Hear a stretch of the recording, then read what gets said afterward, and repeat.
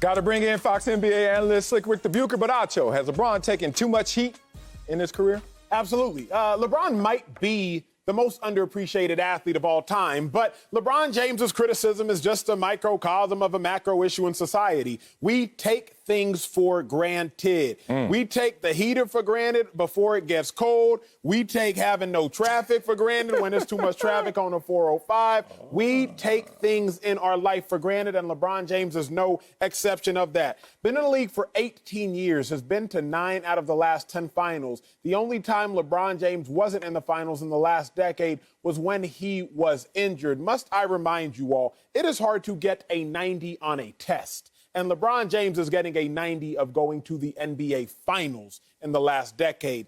Now, to talk about LeBron James, we could look at him in isolation, right? I really only see one criticism of LeBron James. He doesn't have killer instinct because other than that, he is the best player to have ever touched a basketball. I mean, he's a better passer than Michael Jordan. He's a better rebounder than Michael Jordan. He has more points than Michael Jordan, but he doesn't have the same killer instinct as Michael Jordan. Sel, Slick, Rick, people at home, our biggest criticism of LeBron James is this. He goes to the finals.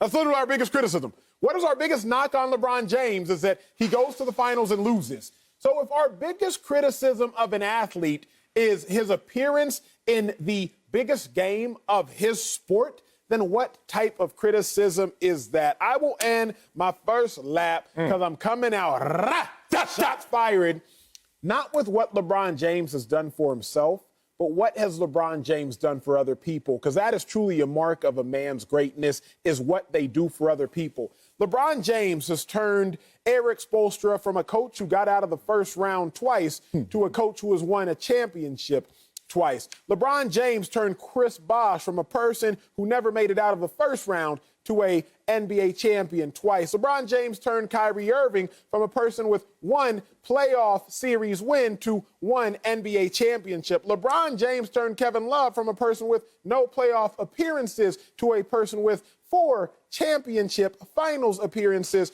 and 1 win. LeBron James turned Frank Vogel from a video coordinator to an NBA champion head coach. It's not just what LeBron James has done for himself. What has LeBron James done for other people? While solidifying and cementing his own career, he solidified the careers of others. There was a lot of smart stuff you said, logical stuff you said at the very beginning. But you started on the wrong track. No, he has not received more criticism than he deserves. And that whole soliloquy that you just gave us is exactly the problem. If we take the critics versus the proponents, the apologists, the sycophants, and you ask me which army is bigger, it's not even close. No one has ever, to my knowledge, ever criticized what LeBron James has done. The criticism is what those proponents and apologists and sycophants want us to believe it means.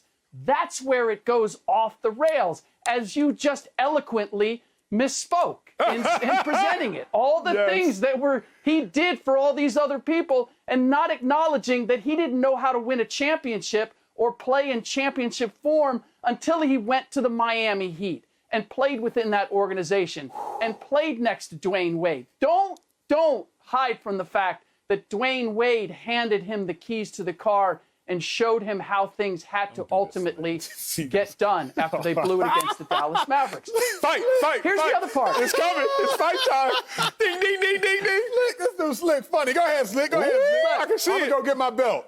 Go ahead, Slick. He's not criticized. He's criticized for the words that don't match the actions. He's criticized for hashtagging just a kid from Akron and yet answering his phone, King.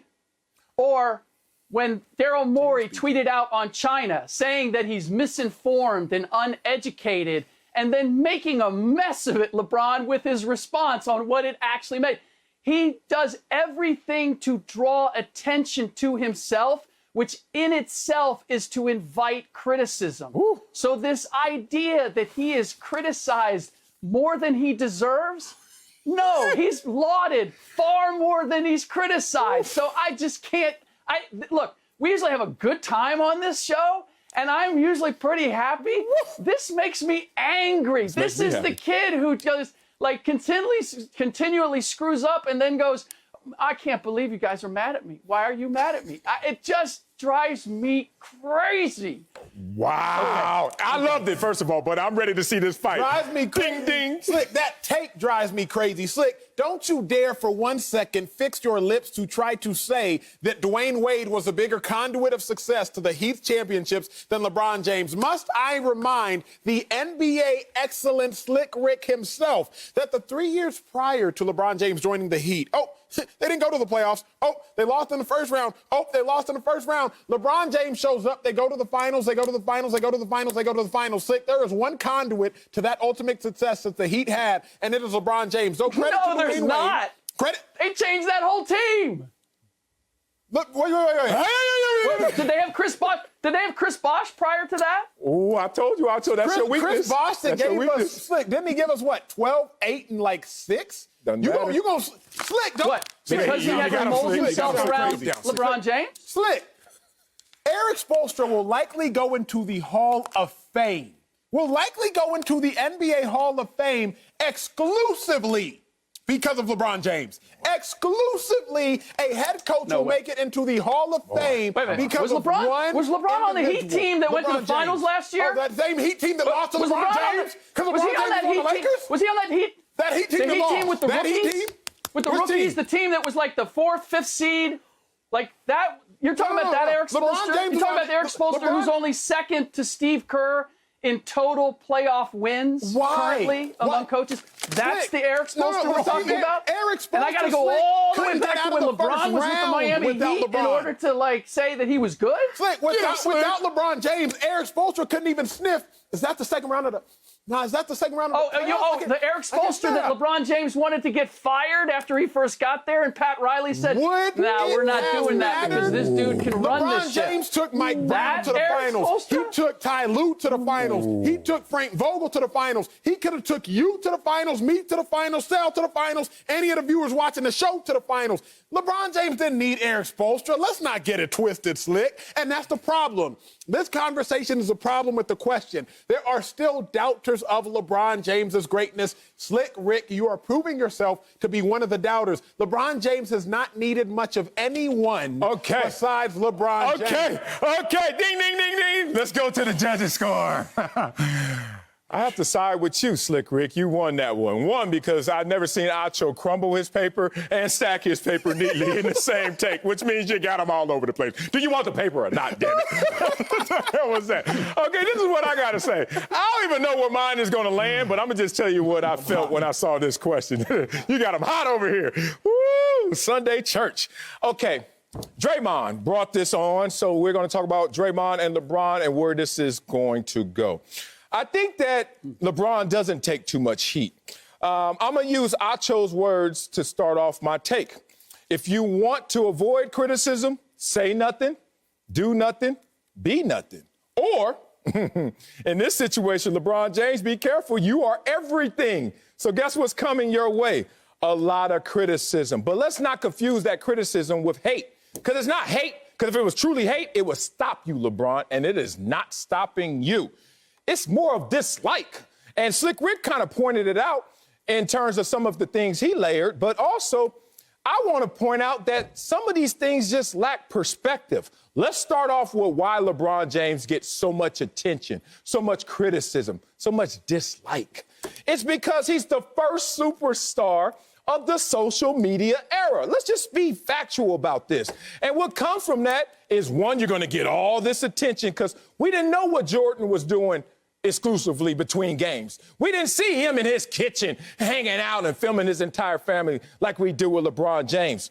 But also, at the same time that social media took off, when LeBron James is the man, was a disruption of traditional media. And I saw this at first. The reporters were fighting for relevance. All the reporters are sitting there like, oh, my God, what do we do? So you know what they end up doing? They started to say, you know what? Let's be first instead of necessarily right in these situations. What started to happen with these reporters is they started to go, let's be about sizzle instead of about substance. And LeBron James has benefited tremendously from all of this dislike. Let's talk about it factually. Forbes top celebrity 100 list of 2020. You know LeBron James is higher than Dwayne Johnson, The Rock. Yes, I said it, LeBron James. So none of this is stopping LeBron James from any of his success on the court, which you guys debated, but off the court as well. I got item after item that points out what LeBron James is doing. LeBron James was able to catch or close the gap between him and Michael Jordan faster than anybody could in NBA because he used all of this conversation about him as a jetpack and fuel to be who LeBron James is. So, in short, guys, I'm sorry I couldn't jump into that fight. I just don't like when people lose perspective. And to Slick's point, I also don't like when LeBron James comes out and says, I'm scared to leave my house. And then I'm like, yeah, but you also leave your house with a security detail and you can't get 20 feet close to you unless you want them to. So it's like, that's where people are like, LeBron, the kid from Akron, is also like the 5th highest paid athlete in the world and already on $1 billion deal. So when we try to reconcile LeBron James because of the times he talks about himself, sometimes it doesn't add up. But LeBron has to understand this. What is criticism? The cost of praise is just that simple. Anybody else? No? And okay.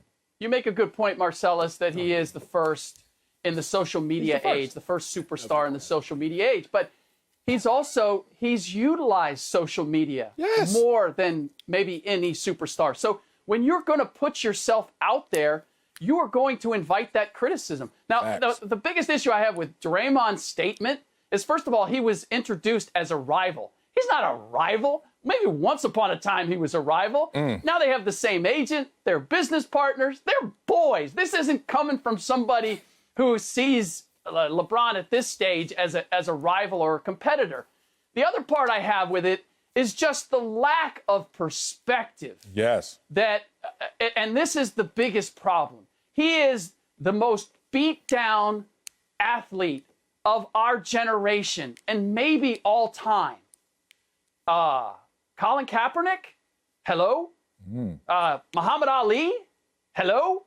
Jackie Robinson. I could go to Mahmoud Abdul Rauf if I wanted to, but the reality is this is part of the problem. This is the heart of my issue, is that there's this reach to make LeBron something bigger than he is. He's already big, and I appreciate that. But the second you try to inflate that, I got to go, hold on a second. I've seen this. I've read about this. I've watched this. You can't sell me on that because I've seen the difference and I know the difference. Man, all right, you know me, man. I call it victim mentality. Even if you don't think you're a victim, yes, Acho, pick your head up. It's victim mentality because they love to focus on the pain, but not the gain. So LeBron wants to tell us all the ills, or in this case, Draymond wants to tell us all the ills that come from being LeBron and he's always getting beat up on and all that.